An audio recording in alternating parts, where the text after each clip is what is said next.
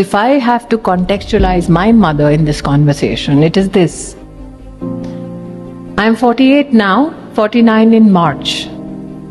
But when I was 7, suddenly one day, me and my other 2 young sisters were given a plate of rice and a black dal to eat. And we were huddled in a room, and there was an urgency in the house. The 3 of us could not see what was urgent. Little did we know that my mother peeps back into the room and says, "Are you done eating lunch?" We said, "Indeed."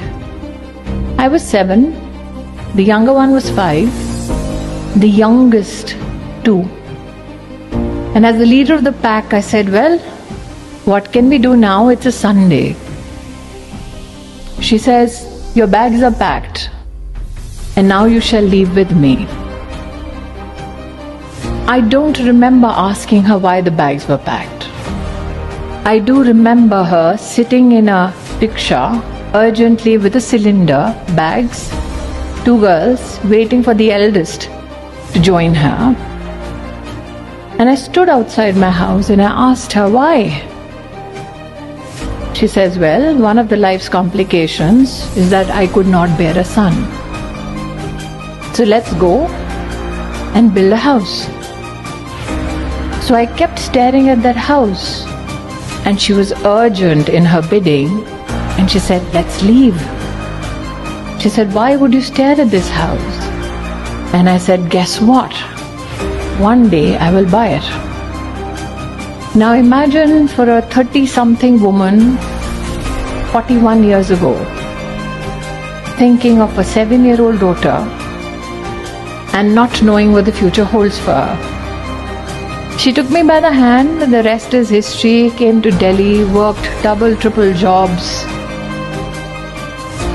And one day I did have the money to go back and buy the house.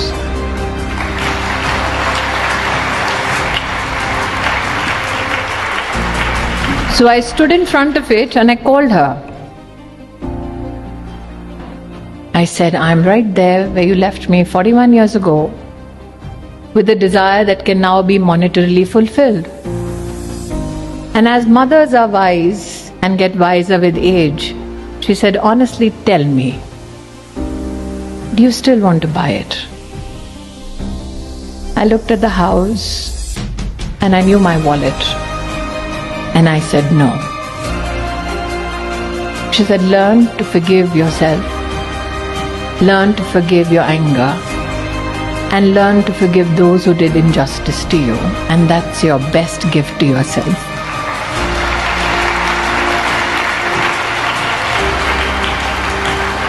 So if you have to be just me, the first lesson, genuinely be in the moment at that time.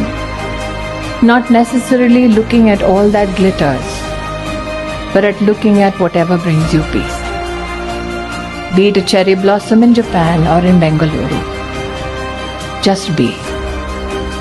If you have to be just you, while you learn to forgive everything, learn to forgive yourself for being angry, for being consumed, for running, for having no time. Because I asked Didi, I said, "Why the title just be?" She said, "Because everybody is in a rush. People need to be still."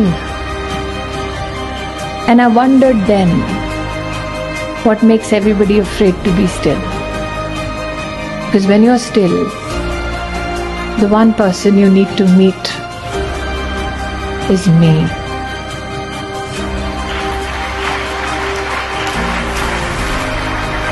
So Miss Abe, I never imagined I would be on a stage where I would make you cry. That was not my intention. But let me say this. When I see you, I see the cherry blossom. So just be, because that's the best gift you can give yourself. Be shy. Be adventurous, be tenacious, be you. Because in the whole world, there can be many copies, but only one me.